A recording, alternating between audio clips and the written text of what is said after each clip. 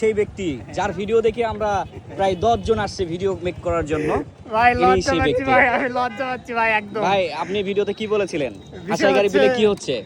নৌকা বাইস মেলার আমি কথা বলছি, হ্যাঁ, কিন্তু আমিও তো এখন হতবাক যে নৌকা বাইস কোথায়, ব্যাস নাই, কিন্তু মাইকিং কেন করা হলো ভাই? এটা অন্যায় আমাদের সাথে। আমার ভিডিও দেখে দেখে রাজশাহী থেকে ভাইরা চলে আসছে, কেউ আছে নাটোর থেকে, ভাইরা আছে রায়নগর থেকে।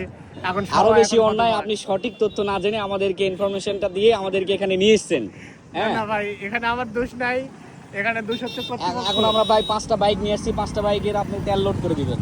সমস্যা নেই, পানি আছে ভাই, পানি ভর্তি করে দিলে আমি ভাই, রাজি আছি। পানি দিয়ে যদি বাইক নিয়ে যাইতে পারেন তাহলে পানি দিবেন, সমস্যা নাই।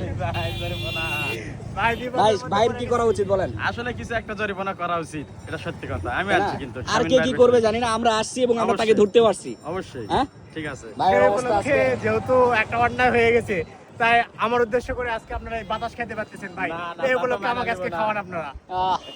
বাতাস তো ভাই বাড়ি তো আছে। এই বাতাস আর সেই বাতাসের মধ্যে পার্থক্য।